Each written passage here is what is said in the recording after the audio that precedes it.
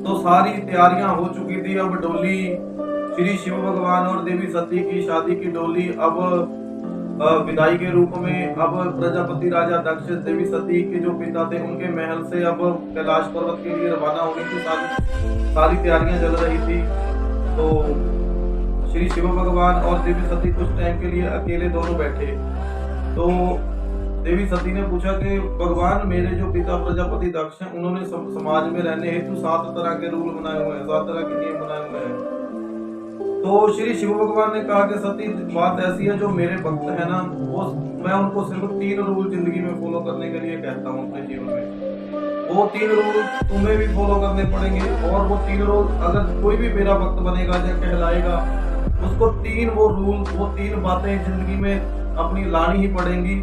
और अगर नहीं लेकर आएगा तो मेरा भक्त नहीं कहला सकता, मैं उससे प्रसन्न नहीं हो सकता, मेरी कृपा का पात्र नहीं बन सकता। तो देवी सती ने बोला कि प्रभु, वो 3 बातें कौन सी हैं, वो 3 नियम कौन से हैं? तो ध्यान से सुनिए, वो 3 नियम आपकी भी जिंदगी बदल देंगे। और श्री शिव भगवान के अगर आप भक्त बनना चाहते हो या श्री शिव भगवान की आराधना है, तो वो 3 रूल अपनी जिंदगी में पक्की तरह फॉलो कर दो। पहला रूल बताया श्री शिव भगवान ने, देवी सती का हाथ ऐसे हाथ में रखा और थमाया और ऐसे बोले कि ध्यान से सुनो सती, पहला रूल है कि कभी मुझसे तुम असत्य मत बोलना, कुछ भी, कभी भी कुछ झूठ मत बोलना। और जो मेरे भक्त हैं कभी भी किसी से झूठ नहीं बोलते, वो जिंदगी में अपनी में वो हमेशा सच का सहारा लेते हैं और सच ही बोलते हैं, कभी झूठ नहीं बोलते। और झूठ बोलने वाला इंसान कभी शिव भक्त नहीं हो सकता, और श्री शिव भगवान उसे अच्छा नहीं समझते जो झूठ बोलेगा। दूसरा जो रूल था वो था कि सती, कोई भी बात मुझसे तुम गोपनीय मत रखना, छुपा के मत रखना। जो मेरे भक्त है वो कभी भी कोई बात छुपाते नहीं किसी से, किसी की पीठ पीछे कोई बात नहीं करते, किसी के वहां उपस्थित ना होने के बाद वो बात नहीं करते। जो कुछ कहना होता है वो मुंह पर ही कह देते हैं, सत्यवाद वो मुंह पर ही बोल देते हैं। और एक तो होता है कि झूठ बोलना, एक होता है असत्य बोलना, सच पता होने के कारण भी झूठ बोलना। तो तुम कभी भी मुझसे झूठ असत्य मत बोलना, और कभी भी मुझसे कोई बात छुपाना मत। झूठ बोलना हो जाता है सत्य पता होने के बाद भी झूठ बोलना, और कोई बात छुपाना होता है सत्य पता होने के बावजूद भी कोई बात अपने अंदर गोपनीय रख लेना, गुप्त रख लेना, छुपा लेना। और तीसरी बात के सभी को एक दृष्टि से देखना, सभी को मीठा बोलना और एक दृष्टि से देखना। कड़वा शब्द या बोल कभी जिंदगी में प्रयोग नहीं करना। एक दृष्टि एक समान सबको देखना, चाहे कोई भी हो, किसी भी जुनी में हो, किसी पर अत्याचार नहीं करना, ना ही अत्याचार सहना किसी का और ना ही करना। यही बोलते हैं श्री शिव भगवान बोले कि ये मेरे भक्तों की लाइफ के जो जिंदगी के 3 रूल हैं। तो सबसे बड़ी बात होती है कि ये 3 रूल एक बात पर निर्भर करते हैं कि अपने प्रभु पर भरोसा, अपने प्रभु पर विश्वास।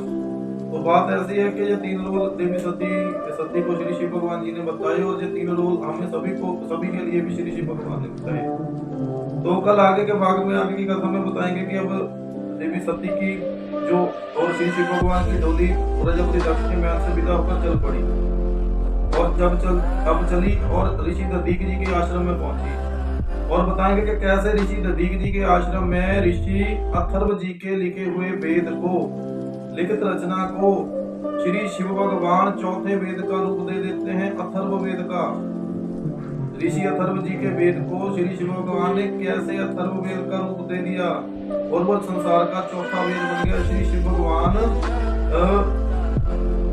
शिव भगवान अपने भक्त से प्रसन्न होकर उसकी लिखित रचना को ही वेद का रूप धारण दे दिया। जैसे सामवेद, यजुर्वेद और ऋग्वेद, और चौथा था अथर्ववेद है चौथा।